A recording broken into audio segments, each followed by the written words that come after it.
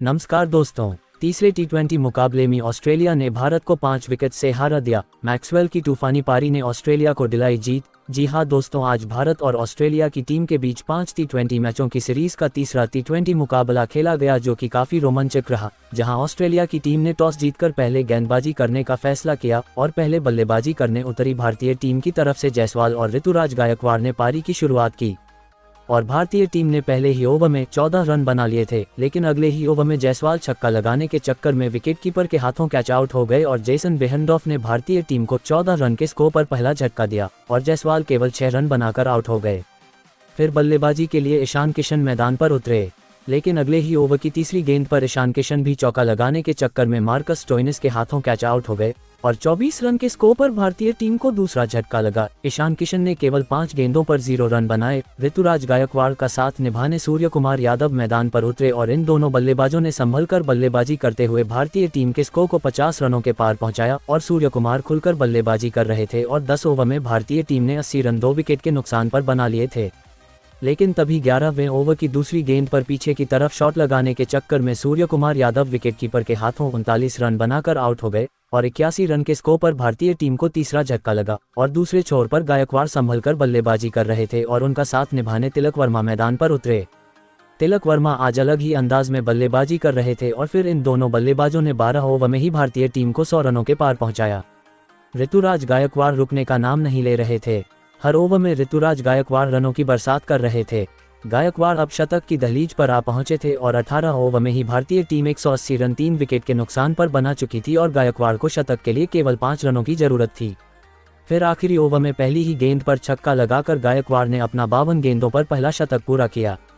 फिर उसकी अगली गेंद पर चौका लगाकर गायकवाड़ ने भारतीय टीम को 200 रनों के पार पहुंचाया और आखिरी ओवर में गायकवाड़ ने मैक्सवेल को 30 रन ठोक डाले और भारतीय टीम ने 20 ओवर में 222 रन 3 विकेट के नुकसान पर बनाए।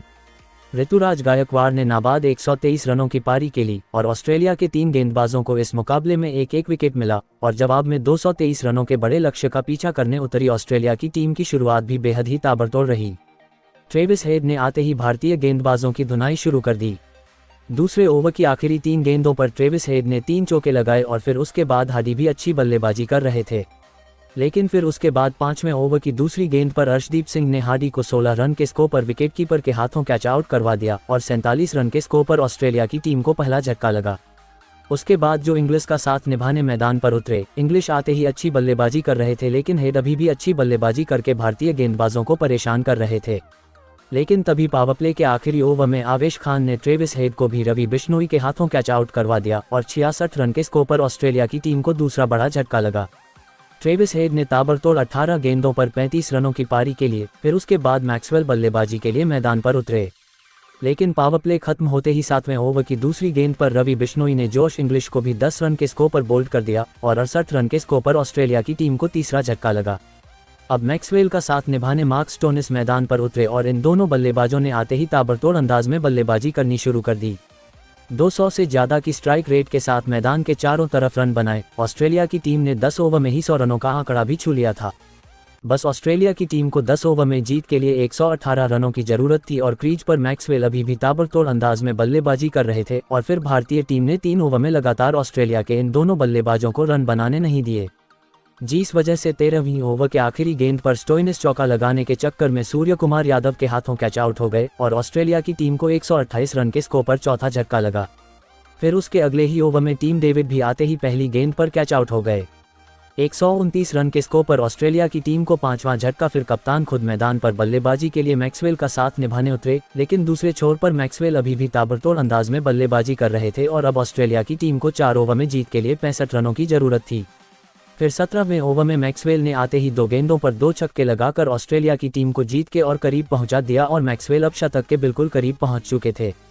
अब 3 ओवर में ऑस्ट्रेलिया की टीम को जीत के लिए 49 रनों की जरूरत थी और फिर 18वें ओवर में प्रसिद्ध कृष्णा ने मैक्सवेल और मैथ्यू वेड को रन नहीं बनाने दिए और प्रसिद्ध कृष्णा ने 18वें ओवर में केवल 6 रन दिए।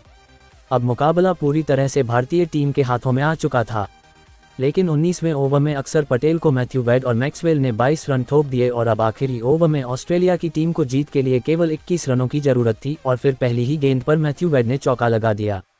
अब ऑस्ट्रेलिया को 5 गेंदों पर 17 रन चाहिए थे।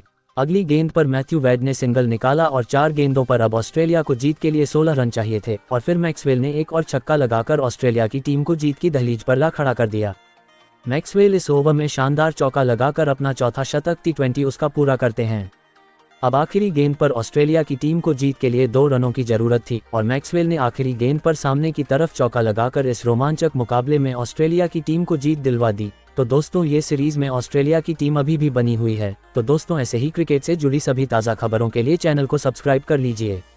दोस्तों, अब इस 5 T20 सीरीज में भारत 2-1 से आगे है। Thanks for watching.